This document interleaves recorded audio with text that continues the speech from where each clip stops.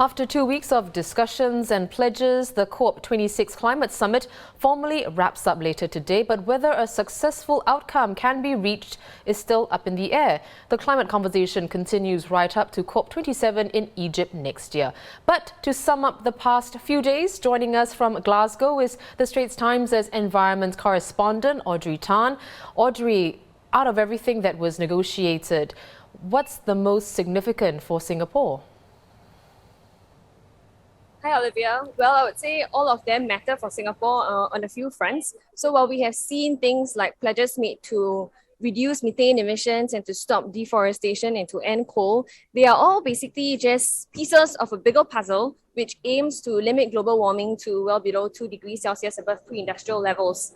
The pledges are one thing, but the crux of this conference, which is to come up with rules that will put the 2015 Paris Agreement into action, is still being debated and negotiated as we speak. But overall, I would say, it's important for Singapore to be concerned about the outcome at COP26 for a few reasons. So one is, of course, the aim is to limit global warming. And we know that Singapore is a small island state that will be disproportionately affected by climate change. So one example that has often been cited is Singapore's vulnerability to sea level rise. Most of our island is less than 5 meters above sea levels. So that's a big issue for us. And also, just the heat itself would be able to tell you something. Singapore is already getting hotter, and we have, our urban heat island effect is compounded by the fact that global temperatures will rise. So it is a big issue for us to tackle global warming. So that's one. Secondly, one of the outcomes at COP26 aims to come up with rules that would govern carbon credits trading.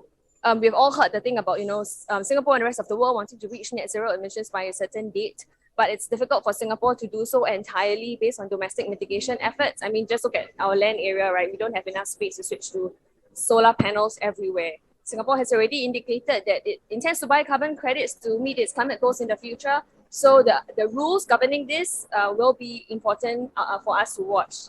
Carbon is a commodity that people are increasingly going to value in a carbon-constrained world.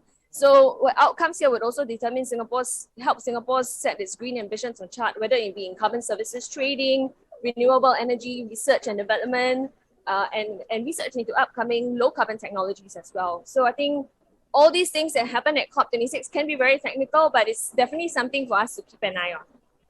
Of course. So, Audrey, we can see that, you're coming to us in front of a bus stop. We just saw a bus passing by. And of course, that brings to mind carbon emissions that you brought up. So, and of course, the need to reduce the world's carbon emissions. So, when will we be able to see the first signs of that or any change that was pledged at COP26?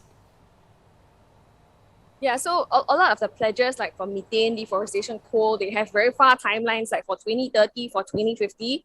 But based on the draft text for the main COP26 outcome that just was published this morning, just maybe an hour ago or so, one of the requirements under this draft text is that, all countries would need to come back by next year to update their climate pledges.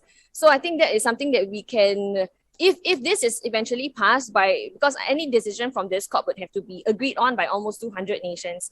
If this is still inside the text by the end of this COP and it's been approved, we can see all countries coming again with bolder climate ambition.